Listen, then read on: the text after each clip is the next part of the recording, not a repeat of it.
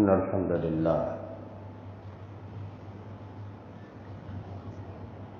نحمده ونستعينه ونستغفره ونعوذ بالله من شرور أنفسنا ومن سيئات أعمالنا. من يهده الله فلا مضل له ومن يضلل فلا هادي له. وأشهد أن لا إله إلا الله وحده لا شريك له، وأشهد أن محمدا عبده ورسوله. يا أيها الذين آمنوا اتقوا الله حق تقاته ولا تموتن إلا وأنتم مسلمون. يا أيها الناس اتقوا ربكم الذي خلقكم من نفس واحدة وخلق منها زوجها وبث منهما رجالا كثيرا ونساء، واتقوا الله الذي تساءلون به والأرحام إن الله كان عليكم رقيبا. يا أيها الذين آمنوا اتقوا الله وقولوا قولا سديدا يصلح لكم أعمالكم ويغفر لكم ذنوبكم، ومن يطع الله ورسوله فقد فاز فوزا عظيما. أما بعد، فإن أحسن الكلام كلام الله، وخير الهدي هدي محمد صلى الله عليه وآله وسلم، وشر الأمور محدثاتها، فإن كل محدثة بدعة، وكل بدعة ضلالة، وكل ضلالة في النار. ثم أما بعد، يقول الله تبارك وتعالى: ولله على الناس حج البيت من استطاع إليه سبيلا. وقال جل من قائله: وأذن في الناس بالحج يأتوك رجالا وعلى كل ضامر يأتينا من كل فج عميق. Al-aya. Ndugu katika imani, baada ya kumhimidi Allah jalla jalalu na kumwombea ziada ya rahma na amani mtume wetu Muhammad sallallahu alayhi wa alihi wasallam, kwa wakati huu membari hizi zitakapotumika kiusawa hazitazungumza isipokuwa jambo lililopo ndani ya wakati. Wakati huu ni wakati wa ibada ya haji. Mioyo, fikra, macho ya Waislamu wote duniani sasa hivi yanaelekea katika eneo tukufu la mji wa Makka kwa ajili ya kwenda kutekeleza nguzo katika nguzo za Uislamu ambayo ni ibada ya haji. Ayuha almu'minun, Allah tabaraka wa taala anasema: walillahi ala nnasi hijjul baiti man istata'a ilayhi sabila. Aya hii ilishuka mwaka wa 6 tokea Mtume Muhammad sallallahu alaihi wasallam ameania katika mji wa Madina. Kwa hiyo ulazima wa waumini kwenda kuhiji ulianzia kuanzia mwaka wa 6 hijiria, lakini utekelezaji wake ulipatikana mwaka wa 9 hijiria, hija iliyoongoza na Siddiqu hadhihi al-umma Abu Bakr as-Siddiq radiyallahu ta'ala anhu, alafu kisha akafuatiliziwa na Ali ibn Abi Talib. Miamba hii miwili ndio ambayo ilifungua mlango wa kwenda kuhiji, hija ya faradhi. Na mwaka uliofuata wa 10 alikwenda kuhiji Mtume Muhammad sallallahu alaihi wasallam, hija yake moja, hijjatul wadaa, wa hiya hijjatu jumu'in wa dumu'. kama qala ba'd as-salafi, kama walivyosema baadhi ya wema waliotangulia, wanaita hajjatul wada, hajjatu jumu'in wa jumu'i, hija ya kuaga, hija yenye mkusanyiko mkubwa zaidi, na ni hija iliyozalisha vilio. Naam, Allah anasema walillahi ala nnasi hijjul baiti man istata'a ilayhi sabila, Allah amewajibisha kwa watu kwenda kuhiji katika nyumba tukufu ya Makka kwa mwenye kuweza kwenda katika njia hiyo. Ni mkusanyiko wa matendo yanayofanywa katika wakati maalum kwenye eneo maalum. Ama wakati ni kuanzia mwezi wa Shawwal, mfungo mosi ambao tumeumaliza siku 5-6 zilizopita, na mwezi wa Dhulqaada ambao ndo tupo sasa hivi, una siku 5 ngapi tumezipita hapo. Lakini pia ibada ya haji inafanyika katika siku 10 za mwanzo za mwezi wa Dhulhijja, mfungo 3, mwezi ambao uko usoni kwetu. Lakini eneo ambalo linafanyika ibada ya hija pamoja na umra ni eneo la Makka, sio kwingineko. Na eneo mama kabisa ni pale kwenye Kaaba, pamoja na maeneo ya jirani kama vile eneo la Mina, eneo la Muzdalifa, eneo la Arafa. Haya ndiyo maeneo aliyoteua Allah tabaraka wa taala kwa ajili ya ibada hii ya haji. Na kwa ujumla Allah amechagua watu wanne huwa ndio alama ya hii ibada ya hija, kuanzia mwanzo wake mpaka mwisho wake. Chochote utakachokifanya kwenye ibada ya hija ni kumbukizi za matendo ya watu wanne. Mtu wa kwanza ni Nabiyullah Ibrahim alayhi salam, na mtu wa pili ni mke wake mdogo Hajar alayhi salam, na mtu wa tatu ni mtoto wao wa kwanza Ismail alayhi salam, na mtu wa nne ni Mtume Muhammad sallallahu alayhi wasallam. Tutakuja kuona kwenye silsila ya hutuba hizi ibada yetu ya hija, kuanzia tunapoanza mpaka tunapomaliza, hakuna tendo lolote tunalofanya isipokuwa kukopi matendo ya hawa watu wanne, wanaume watatu na mwanamke mmoja. Chochote unachokifanya kwenye ibada ya hija ni matendo ya watu hao, na hii ni fadhila ya Allah tabaraka wa taala kwa familia hii.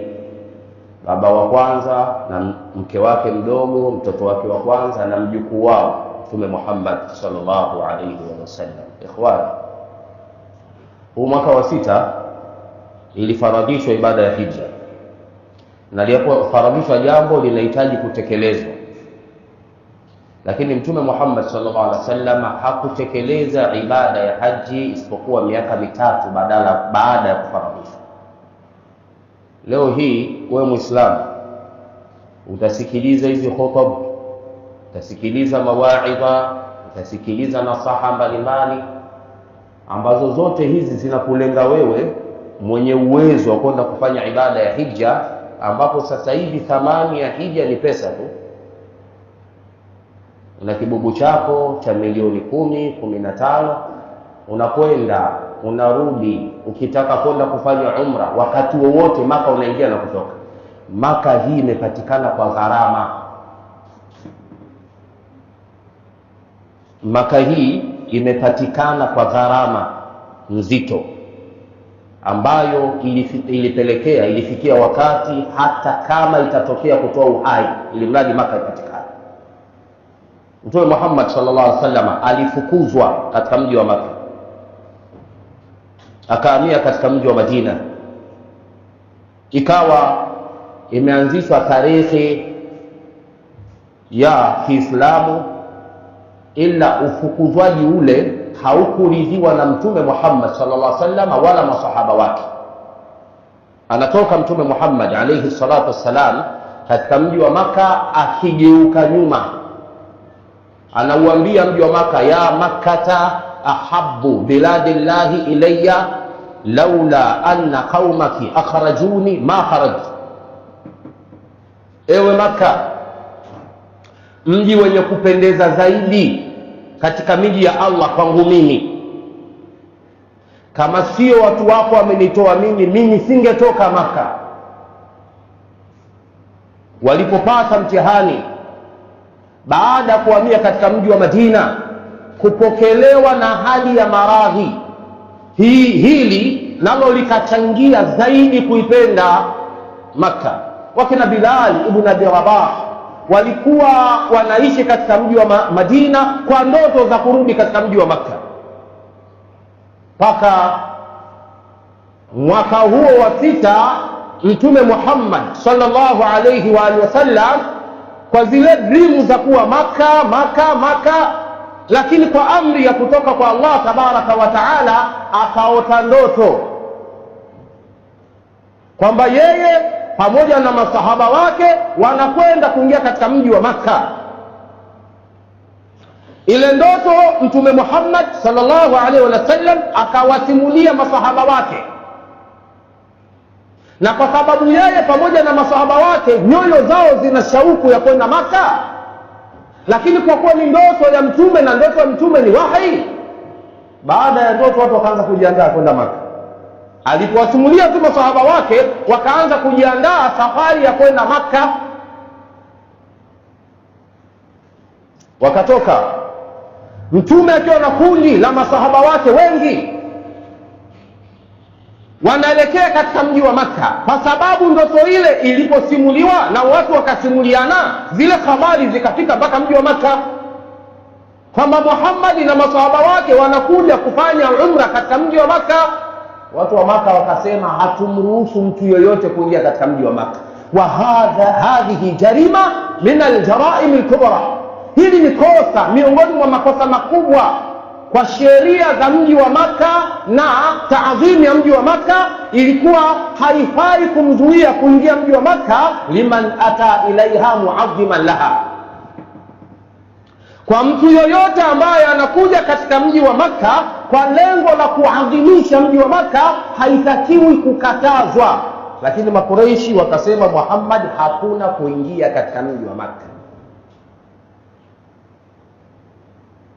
Yeye anakuja na wale mabwana wametuma wajumbe kutoka Maka, makundi mawili yakakutana katika eneo linaloitwa Al-Hudaybiyah.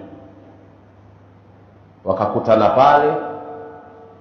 Mwisho wa makutano hayo pakazaliwa kitu ambacho kimeandikwa kwenye tarehe ya Kiislamu kenye kujulikana kwa jina la Sulhul Hudaybiyah, mapatano na usuluhishi uliofanyika katika eneo la Hudaybiyah. Miongoni mwa bunudu al-muahada, zile vipengele vya makubaliano, vipengele muhimu vinatuhusu sisi kwenye hii hutuba ya leo.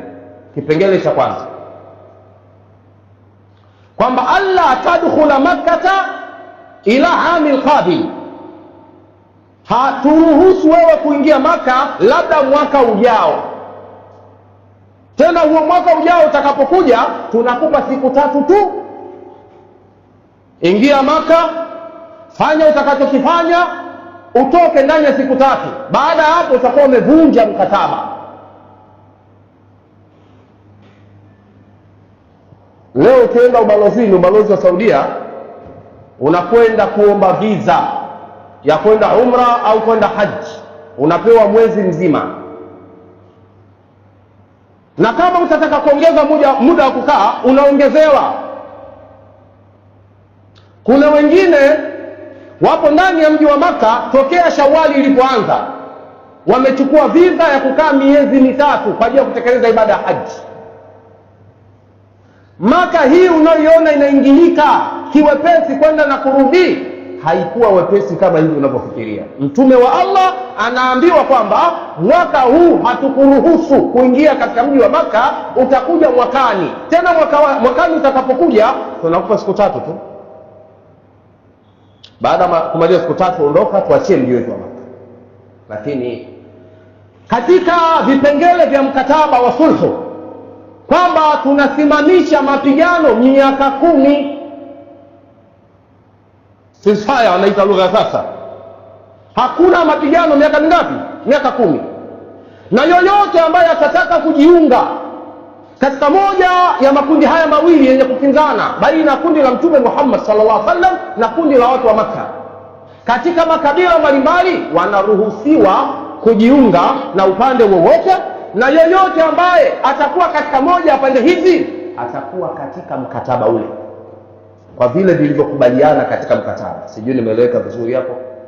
Yani kama kabila la Khuzaa linakwenda kujiunga na Mtume Muhammad, linakwenda kujiunga na Makuraish, na kabila la Banu Bakari linakwenda kujiunga na Mtume Muhammad sallallahu alaihi wasallam, kwa hiyo yale yote yaliyopo ndani ya mkataba wa sulhu, hili kabila nalo linahusika kwa yale yote ambayo ni haki ya watu wa Mtume Muhammad sallallahu alaihi wasallam, na lile kabila la kule linahusika na yale yote ambayo ni haki ya Makuraishi ndani ya mkataba. Hivi vipengele viwili ndivyo vina munasaba katika hutuba yetu. Hakuna kuja katika mji wa Maka isipokuwa mwakani, lakini tunasimamisha vita miaka 10, na yoyote ambaye atataka kujiunga katika upande wa Mtume Muhammad ruksa, na atakuwa na haki zote za kundi la Mtume Muhammad sallallahu alaihi wasallam. Anayetaka kujiunga na kundi la Makuraishi ruksa, lakini atakuwa na haki zote zilizopo katika upande wa Makuraishi. Ayuhal mu'minun, Mtume Muhammad sallallahu alaihi wasallam anataka kurudi, anapata upinzani wa ndani kutoka kwa masahaba wake, wanamwambia hatuwezi, lima narja wa lamma yaqdi Allahu fima bainana. Haya ni maneno ya Umar al-Faruq radiyallahu ta'ala. Kwa nini turudi hali ya kuwa Allah tabaraka wa taala hajahukumu baina yetu? Kwa nini tudhalilishwe kwenye dini yetu? Alaysa qatlana fil jannati wa qatlahum fin nar. Je, wale watakao wao kwetu si watakwenda peponi, ewe mjumbe wa Allah, na watakao wao miongoni mwao wanakwenda motoni? Mtume anamwambia, ya Umar, ana rasulullahi wa lan yudayyi'ani Allah. Ewe Umar, mimi ni mtume wa Allah na Allah hanipotezi kwenye haya ambayo tumekubaliana. Nyoyo zinataka kwenda Maka, wenye mji wa Maka hawataki. Ikhwani fil iman, hapa ndiyo Allah akashusha hii kauli yake, laqad sadaqa Allahu rasulahu ru'ya bil haqq. Sababu baadhi ya nyoyo zinasema, mtume ulituambia umeota ndoto na ndoto ni ya kweli, mbona tunarudi hatuendi Maka? Allah akashusha Qur'anan, laqad sadaqa Allahu rasulahu ru'ya bil haqq la tadkhulunna al-masjid al-harama insha Allah aminin muhalliqina ru'usakum wa muqassirin la takhafun fa'alima ma fi qulubihim fa'anzala as-sakinata 'alayhim wa athabahum fathan qariba. Aya hii ilikuja kumthibitisha Mtume Muhammad sallallahu alaihi wasallam ndoto yake na kuleta maliwazo kwenye nyoyo za waumini kwamba Maka ipo na mtaingia tu, sio na wasiwasi. Amesadikisha Allah kwa mtume wake, ile ndoto ni ya kweli, mtaingia katika msikiti mtukufu wa Maka insha Allah. Tena mtaingia aminin, kwa amani kabisa, muhalliqina ru'usakum wa muqassirin. Kuna watu miongoni mwenu watakuwa wamenyoa nywele zao na wengine watakuwa wamepunguza nywele zao, watakuwa wamenyoa nywele zao na wengine wamepunguza nywele zao, kwa amani kabisa. La takhafun, hamtakuwa na hofu yoyote. Fa'alima ma fi qulubihim, Allah kajua ukweli uliopo katika nyoyo za waumini. Fa'anzala as-sakinata 'alayhim, akashusha utulivu kwenye nyoyo za waumini. Wa athabahum, akawaahidi waumini fathan qariba. Kuna fathu, ushindi mwingine unakuja hivi karibuni, alafu mtakuja kweli kuingia Maka baada ya ushindi. Umar anamuuliza Mtume Muhammad sallallahu alaihi wasallam, aw fathun hu ya Rasulullah, hii bishara ni fathu au inakuaje ewe mjumbe wa Allah? Akamwambia, naam, hadha fathu, ewe Umar, hii ni fathi inakuja hivi karibuni, siwe na haraka. Wanatoka Mtume na masahaba wake baada ya kuweka kiapo cha utiifu kwa Mtume Muhammad sallallahu alaihi wasallam katika sulhu ile, kama alama ya kuwa tumekubaliana na Mtume kwa kila jambo. Baada ule mkinzano uliotokea baina masahaba na Mtume wake, lakini mwisho wakaweka, Mtume akaweka mkono wake, masahaba wakaja kuweka mikono yao juu. Innal ladhina yubayi'unaka innama yubayi'una Allah yadullahi fawqa aydihim, hakika ya wale walioweka kiapo cha utiifu na wewe Muhammad, hakika wameweka kiapo hicho cha utiifu na nani? Na Allah. Yadullahi, mkono wa Allah, fawqa aydihim, upo juu ya mikono yao. Pale ambapo wameweka mkono utiifu na wao kaweka chini na wakaweka juu, na Allah kaweka mkono wake juu. Yadullahi fawqa aydihim faman nakatha, Allah anaweka tahadhari, atakayevunja kiapo hiki cha utiifu, inama yankutu ala nafsi, ajue atavunja kiapo hiki kwa kuidhuru nafsi yake. Waman awfa bima aada alayhi Allah fasayutihi ajran kabira, ama yule ambaye atakwenda kutekeleza kile ambacho amemwahidi Allah, Allah atamlipa malipo yaliyokuwa makubwa. Mtume na maswahaba wake wameshindwa kuingia Maka, wanarudi zao Madina. Wamekwenda kukaa mwaka mmoja, ndani ya mwaka huo mmoja ikapatikana Fathu Khaybar. Hiyo fathan qariban ilikuwa ni ushindi wa vita vya Khaybar ambapo viliwaimarisha kwenye upande wa uchumi. Lakini wakaenda mwaka wa 7 Maka kwa mujibu wa mkataba kwa ajili ya kwenda kufanya umra. Kule Maka zikaenea taarifa kwamba Muhammad na watu wake wanakuja kufanya umra, lakini ni duafa, akalatuhum humma al-Madina, akalatuhum humma Yathriba, wanakuja wakiwa ni wanyonge, dhaifu wa afya, wamedhoofika kutokana na maradhi ya mji wa Madina. Hii ilikuwa ni propaganda, kwa sababu hawa bwana walikuwa wanaogopa mtume kuingia katika mji wa Maka. Uingiaji tu wa mtume Muhammad katika mji wa Maka ulikuwa ni taathira kwa wakazi wa Maka. Watu wa Maka wanamjua mtume na wana hamu ya kumuona, miaka mingi imepita. Kwa hiyo yakatengenezwa haya maneno, na mtume Muhammad sallallahu alaihi wasallam alipofikiwa na ujumbe huu akawaambia masahaba wake, tunaingia katika mji wa Maka, tumepewa siku 3, tunakwenda kufanya umra. Tukiingia katika Kaaba, ile mizunguko 3 ya mwanzo tuingie kwa spidi kali, yani tunaingia kama ni watu ambao wanafanya mazoezi. Na ilikuwa kwa ajili ya kuwathibitishia Maka mlichoambiwa sio kweli. Na hii imebakia kuwa ni ibada mpaka kiyama kitasimama, muda kwa ibada hija hiyo. Ukienda Maka kufanya hija, pale kwenye tawafu mizunguko 7, ile 3 ya mwanzo unakwenda kwa kutoa namna hiyo, kumbukizi la kuondosha ile nadharia ya Quraysh ya uongo waliopandikiza juu ya hakika ya nguvu ya nani? Ya mtume na masahaba wake.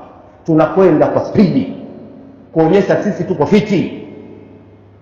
Alikwenda akafanya umra ile ndani ya siku 3, na baada ya siku 3 akaondoka akarudi katika mji wa Madina.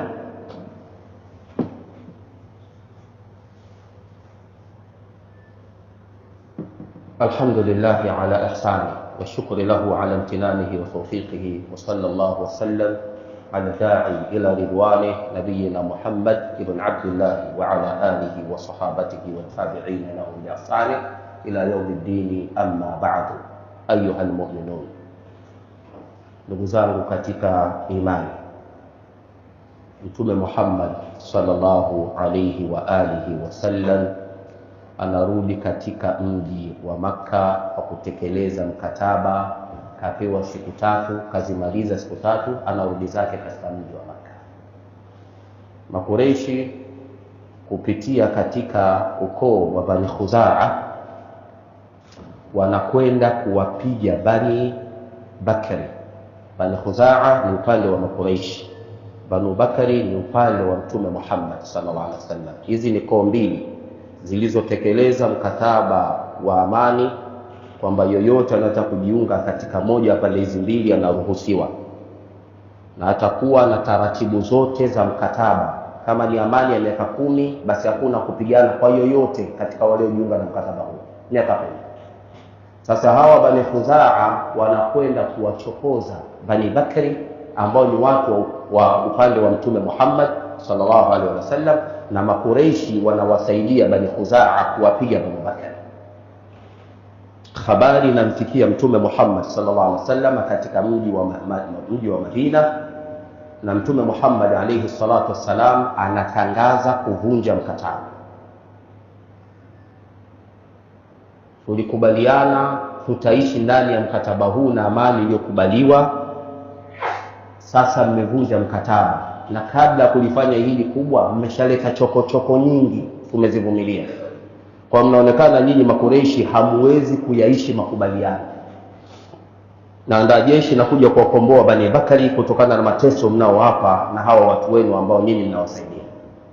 Habari inafika Maka kwamba Muhammad bin Abdullah Rasulullah anajiandaa kijeshi kuja kufanya fathu Maka.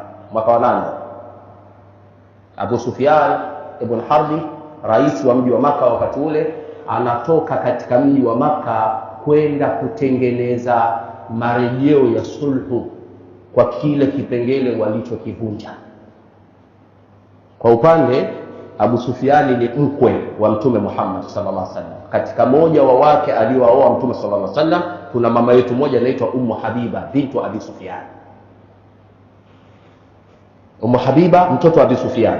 Abu Sufyan rais wa Maka anatoka Maka kwenda kukutana na Mtume Muhammad sallallahu alaihi wasallam, kiongozi wa umma wa Kiislamu, kwa ajili ya kurekebisha makosa yaliyojitokeza kwa upande wao katika mkataba.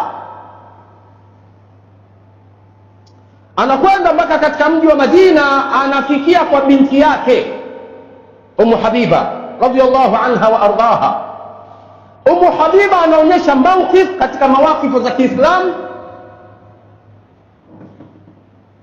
Katika mawakifu za Kiislamu anamwambia baba yake mzazi, usikae kwenye kitanda cha Mtume Muhammad sallallahu alaihi wasallam liannaka rajulun mushrik. Hizi ndio mawakifu za Kiislamu.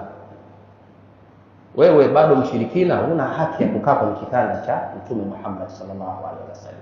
Huyu mama anamwambia baba yake mzazi. Abu Sufyan, safari ile ilikuwa ni chungu kwake mwanzo mwisho. Mpaka anakwenda kukutana na Mtume sallallahu alaihi wasallam, anamwambia ni kweli tumefanya makosa na tunakiri makosa, hebu turudi tena kwenye mkataba kwa kurekebisha makosa yaliyojitokeza. Mtume anamwambia sikubali chochote, sasa hivi hamna amani. Mtume anaandaa jeshi, wanakwenda katika mwaka wa 8 kufungua mji wa Maka kama ilivyojulikana katika tarehe ya Kiislamu, Fathu Makkah. Wakaufungua mji wa Maka katika mwaka wa 8, na baada ya kufungua mji wa Maka kilichotokea ndio ikawa mlango wa haji umefunguka. Kumbuka nilikwambia hija imefaradhishwa mwaka ngapi? Wa 6. Imekwenda kutekelezwa mwaka ngapi? Wa 9. Kwa sababu hapakuwezekana kutekeleza ibada ya haji ilipofaradhishwa. Mji wa Maka ulikuwa chini ya mikono ya Makuraish, tulikuwa hatuna nguvu ya kuingia katika mji wa Maka.